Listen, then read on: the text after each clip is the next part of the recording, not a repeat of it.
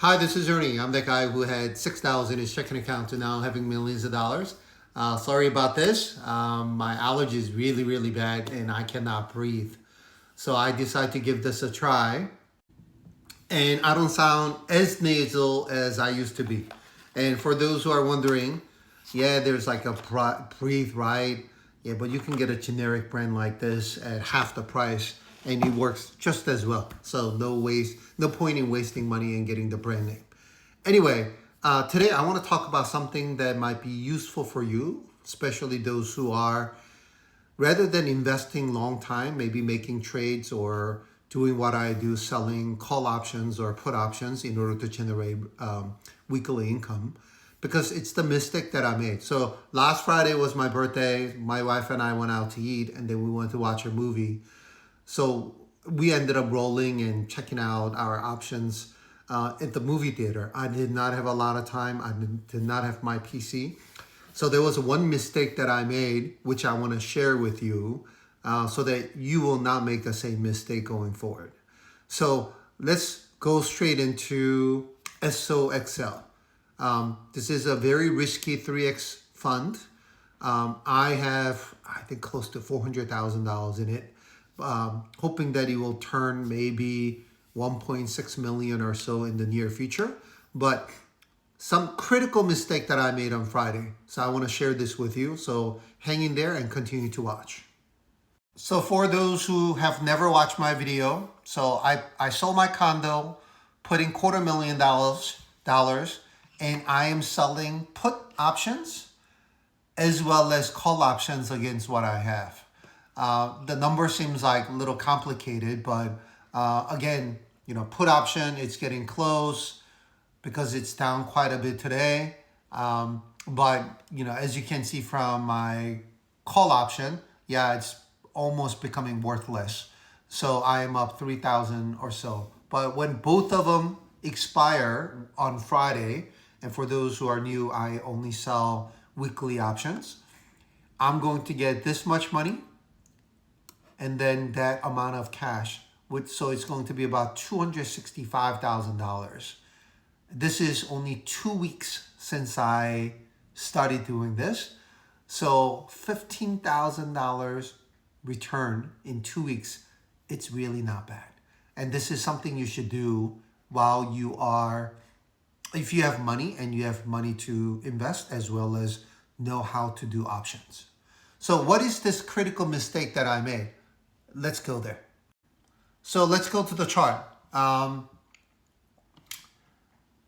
Let's go to the chart. It's loading. Sorry about that.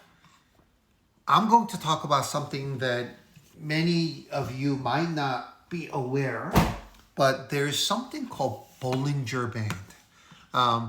And what it does is it shows you how the price moves within how your price moves. And this is the fascinating thing about this. Let's go to a 1-year chart. As you can see, so let me get rid of this trend line. Then we get rid of moving averages, right? So only thing I have is a Bollinger Band.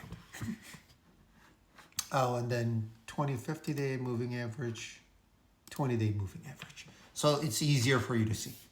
So this Bollinger Band, for those who are familiar with statistics, this is the 2 standard deviation based on the moving average. And it's complicated, right? For those who have never taken statistics or math is not your forte, yes, it is complicated. But what it does is very interesting. When it hits the upper bound, it typically comes down. Upper bound comes down. Upper bound comes down. So let me try to do this with a pen. And hits the upper bound, comes down. Upper bound comes down. It's not 100%. Just like what I said, 2 standard deviation is with 95% confidence. It hits the upper bound, comes down. Lower bound goes up. Lower bound goes up. Lower bound eventually goes up. And then lower bound goes up. Upper bound comes down, upper bound comes down, lower bound goes up, lower bound goes up, lower bound goes up, lower bound goes up, near the lower bound goes up, hits the lower bound goes up, lower bound goes up, lower bound goes up. It's just fascinating how good of a predictor this makes. And this is the mistake that I made. If I had seen the chart, this was what happened on Friday. Knowing that he hit the chart or upper bound, I should have known that price is going to come down. But what did I do instead? Rather than knowing that it's going to come down, I didn't see this chart on Friday because I was at the movie theater. Instead of letting my option get exercised at $13 and change, sorry because of the glare, $13 and I think it was like 34 cents, I ended up rolling it to 14.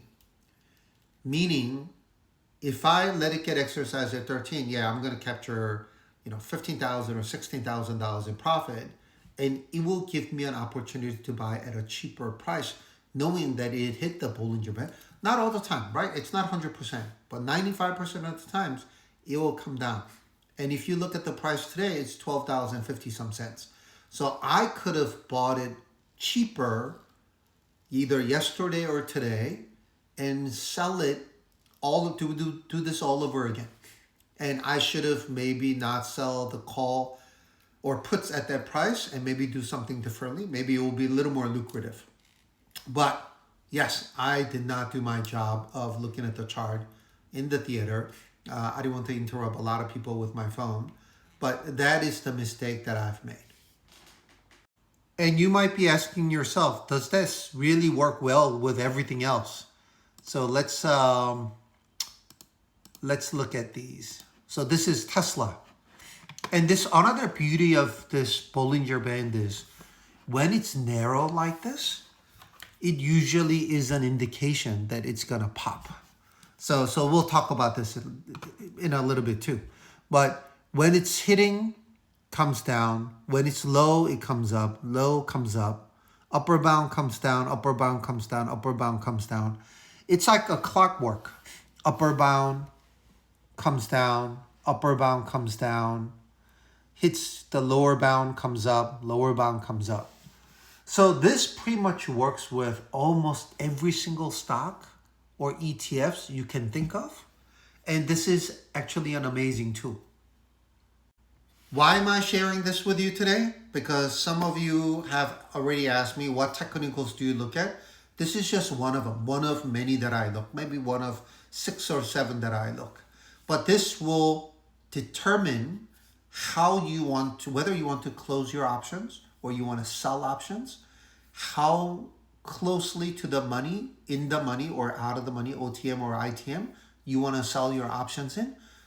Knowing that it's going to drop, yeah, the amount of money that I would have probably sold it at and try to get type of the premium that I'm going to get might be very, very different if it was hitting the bottom versus the top. This also gives me an indication whether I should be really putting more money into cash secure puts versus selling call options. I know I went over this very quickly. I know this is very confusing, but this is one of the tools where you want to spend a little bit of time online, whether my video, I'll try to do another video here as well.